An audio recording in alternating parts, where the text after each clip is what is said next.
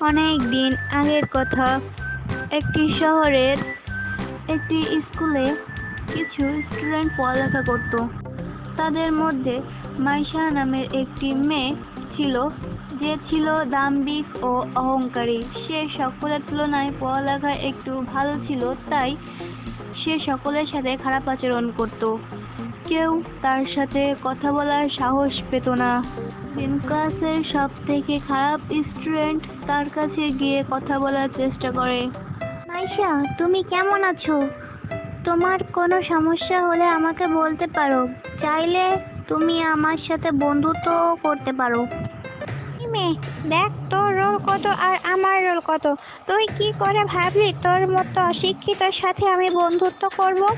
অন্য ক্লাসের টপাররাও আমার সাথে কথা বলার আগে ভয় পায়, আর তোর এত বড় সাহস যে তুই এসেছিস আমার সাথে বন্ধুত্ব করতে।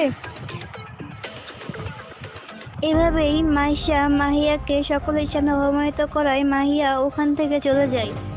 সেদিন অপমানের পর থেকে মাহিয়া আরো ভালোভাবে পড়ালেখা শুরু করে দেয়। যখন তাদের পরীক্ষার রেজাল্ট হাতে আসে, মাহিয়া খুবই খুশি হয়, কারণ মাহিয়া ক্লাস টপার হয়েছিল। মাহিয়া যখন ক্লাস টপার হয়, মাইশার সাথে সকলে মিশা বন্ধ করে দেয়। এ দেখে মাইশার খুবই রাগ হতো মাহিয়ার উপর। মাহিয়া পুনরায় মাইশার সাথে কথা বলার জন্য মাইশার দিকে এগিয়ে যায়। এইমাত্র তুমি আমার সাথে কথা বলো। কি বললি তুই? তোর জন্য আমার সব বন্ধুরা আমাকে ছেড়ে চলে গেছে, আর তোর সাথে আমি বন্ধুত্ব করবো? তুই আসিস না আমাকে রাগাতে। দয়া করে তুমি আমাকে ভুল বুঝো না। আমি তো তোমার একাকিত্ব দূর করতে এসেছি। দূর করতে হবে না আমার একাকিত্ব। তুই আমাকে বোকা ভেবেছিস? আমি জানি তুই এখানে কেন এসেছিস। তুই যা এখান থেকে। মাইশার কথায় মাহিয়া কষ্ট পায় এবং সেখান থেকে চলে যায়। সেদিন থেকে মাহিয়া আর স্কুলে যেত না। তার কিছুদিন পর জানা যায় মাহিয়া সেখান থেকে খুব ভালো একটা স্কুলে চলে গেছে এবং আরো ভালোভাবে পড়ালেখাও শুরু করেছে। অনেক দিন পর তাদের আবারও দেখা হয় এবং তারা একে অপরকে চিনতে পারে। শুধু তাদের মধ্যে পার্থক্য হলো, মাহিয়া ছিল আইপিএস অফিসার এবং মাইশা ছিল একজন মাফিয়া। কেমন আছো তুমি মাইশা? অনেক দিন পর আবারও তোমার সাথে দেখা। আমিও আছি মোটামুটি। তুমি কেমন আছো?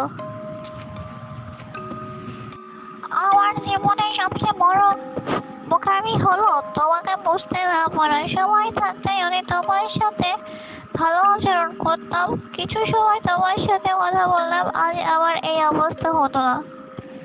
কিসের কথা বলছো তুমি মাইশা? আমি কথা বলছি তোমার পজিশন নিয়ে। আজ তুমি শিক্ষিত, আজ তুমি আইপিএস অফিসার, আর আমি তোমার টার্গেট, সেই মাফিয়া ডন। সেদিন যদি নিজের অহংকারকে মূল্য না দিয়ে তোমার সাথে কিছুক্ষণ দাঁড়িয়ে ভালোভাবে কথা বলতাম, হয়তো আমিও তোমারই মতন বড় করে অফিসার হতাম। এর জন্যই লোকজন বলে, সময় থাকতে সময়ের মূল্য দাও, পরবর্তীতে আফসোস করেও কোনো লাভ হবে না। তারপর মাহিয়া মাইশাকে নিয়ে চলে যায়।